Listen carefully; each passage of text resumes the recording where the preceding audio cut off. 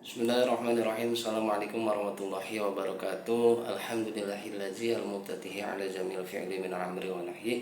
Wassalatu wassalamu ala rasulillah sayyidina wa maulana Muhammad ibn Abdillah wa alihi wa ashabihi wa man tabi'ahu wa wala. La hawla wa la quwwata illa billah bil jari wa tanwini wa didawa'al wal musnadin ismin tamijin asul wa khadimil akhas wa bitisoli wa khadiman masita bin bisoli amma ba'du. Hadratil Fatil Hazail Ulama ma'al asyatid ala ijab bima'izukum ayuhan netizen. Terkait masalah polemik nasab ya, ini yang sekarang ini sepertinya sudah melebar kemana-mana ya, sudah banyak kata-kata yang memang sudah tidak ilmiah, artinya kata-kata yang memang kurang pantas lah kita katakan saja, itu kata-kata cacian, makian dan lain sebagainya. Saya atas nama pribadi hanya ingin menasehati ya, hanya ingin menyampaikan untuk diri saya sendiri dan saudara-saudara saya yang ada di kampung ini. Kita sebagai santri dan kita juga sebagai trah ya, yang insya Allah memang baik. Namun dibalik itu semua, leluhur-leluhur kita ini hanya mewariskan tentang ilmu, tentang akhlak, tentang adab. Jadi kita semua, khususnya buat trah yang ada di kampung ini, kita sudahlah ya tidak usah ikut-ikutan. Ya tidak usah ikut-ikutan terkait masalah polemik pernasaban ini. Kenapa? Kenapa? Karena memang sudah ada ahlinya. Ya, artinya nasab itu ya tergantung dari mana penelitiannya, metodenya pun berbeda-beda. Nah, kita yang sudah yang tidak tahu menahu tentang masalah nasab ya sudah kita tawakuf saja. Ya, artinya kita sudah tidak ikut-ikutan. Sekali lagi, leluhur-leluhur kita itu mewariskan tentang ilmu, artinya tentang akhlak, tentang adab, tentang kebaikan. Ya, sebagaimana ya peninggalan-peninggalan leluhur-leluhur kita, ya mereka bukan hanya meninggalkan ilmu tapi meninggalkan pusaka juga, yang memang pusaka ini ila yaumil qiyamah ya. Artinya sampai nanti hari kiamat. Nah, ini salah satu pusaka yang ditinggalkan oleh oleh leluhur-leluhur kita ya. Nah, ini dia pusakanya.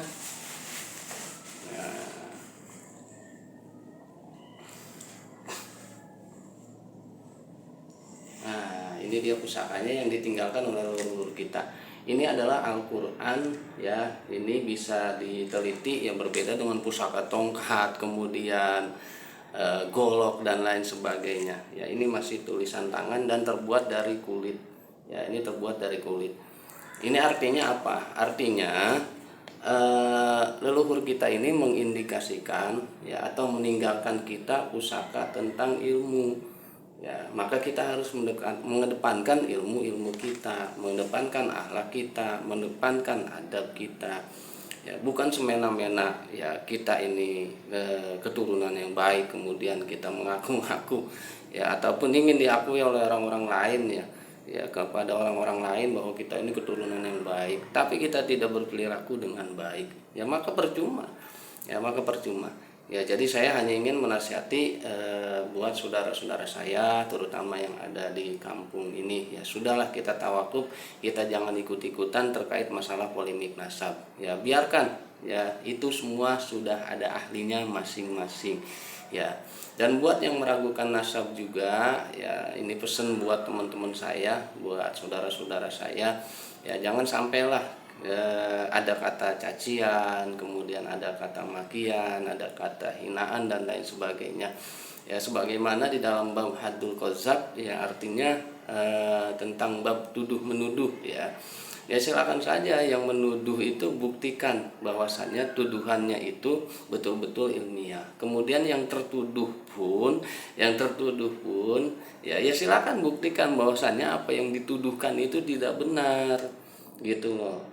Ya, artinya yang menuduh dengan yang tertuduh ini silakan sama-sama membuktikan, bukan saling caci, bukan saling maki, apalagi mendoktrin hal-hal yang memang di luar konteks dari perdebatan atau perselisihan terkait nasab. Ya, artinya buat kita yang diragukan ya mau silakan. Ya, jangankan nasab kita, ya kan? Jangankan keluarga kita, agama kita pun banyak kok yang meragukan. Ya, apakah kita mesti mencaci maki mereka yang meragukan agama kita? Apakah kita mesti mencaci maki, menghina mereka? Ya, artinya yang meragukan agama kita. Ya, yang memang tidak mengakui Tuhan kita, yang memang tidak mengakui Nabi kita, tentu tidak jawabannya. Ya, sebagaimana kita belajar tentang ilmu fikih, apakah kita tidak mengikuti fatwanya Imam Ahmad bin Hambal, Imam Malik bin Anas, ya kan? Apakah lantas kita harus mencaci maki, menjelekkan para pengikutnya Imam Ahmad bin Hambal? Tentu tidak. Ya, artinya kita tidak mengikuti fatwanya Imam Ahmad bin Hambal bukan berarti kita tidak menghormati mereka. Kita tetap menghormati mereka. Kita tetap menghargai pengikut-pengikut mereka. Ya, begitulah para ulama-ulama kita terdahulu mengajarkan. Artinya buat siapapun yang meragukan, silahkan buktikan keraguan itu secara ilmiah, bukan secara caci maki, bukan secara saling menghina, membuka aib dan lain sebagainya. Ya, dan kemudian juga buat orang yang diragukan, baik terkait nasab atau terkait apapun, ya silahkan buktikan saja keraguan-keraguan itu dengan cara-cara yang baik, dengan cara-cara yang ilmiah dan lain sebagainya, bukan dengan cara doktrinisasi, apalagi dengan kata-kata yang tidak layak lah. Ya, kata-kata kronco-kronco, kemudian kata-kata curut dan lain sebagainya, itu sudah sangat tidak layak. Bahkan cacian, makian bukan ajaran Nabi Muhammad SAW, bahkan bukan ajaran nabi-nabi terdahulu. Ya, sebagaimana di video saya silahkan dilihat ya, yang sebelumnya saya mengutip kisah tentang Abdul Ghaffar, ya, atau salah satu putra dari Lamak dan Pailusa. Abdul Ghaffar ini pernah satu ketika ro'al kalba arba'atu ayunis, artinya melihat anjing yang matanya itu ada 4. Ya, qala Abdul Ghaffar haza kalbun saniun. Kemudian Abdul Ghaffar pun ya berkata, anjing ini sangatlah jelek, ya, bermata 4, bertubuh kurus, kering dan dekil. Dengan seizin Allah, lantas anjing ini pun berbicara, ya Abdul Ghaffar, law aminatun naqsala minatun naqwas. Wahai Abdul Ghaffar, jikalau engkau Allah jadikan pelukis, lantas yang kamu lukis itu jelek, apakah yang jelek itu lukisan kamu ataukah kamu yang melukis? Abdul Ghaffar tidak bisa menjawab.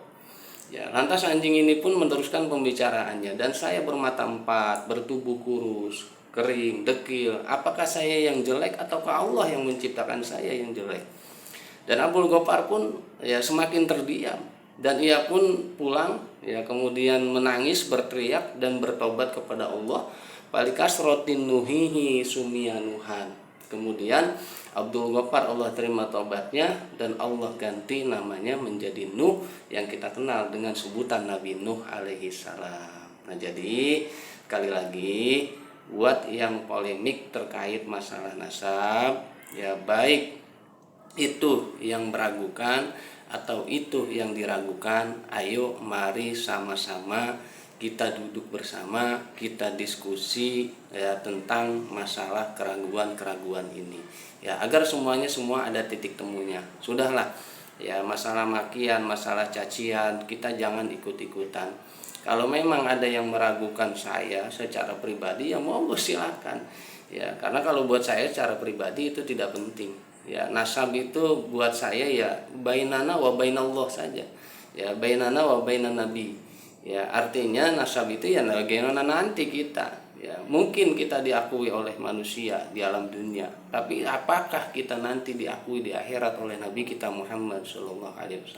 Jadi sekali lagi, ya, khusus buat saudara-saudara saya yang ada di kampung ini, mari sama-sama kita kedepankan akhlak, kita kedepankan adab, dan kita tawakuf, kita tunggu saja bagaimana nanti penyelesaian terkait masalah ini, kita serahkan semua kepada ahlinya. Wallahu muwaffiq ila aqwamit thoriq. Assalamualaikum warahmatullahi wabarakatuh.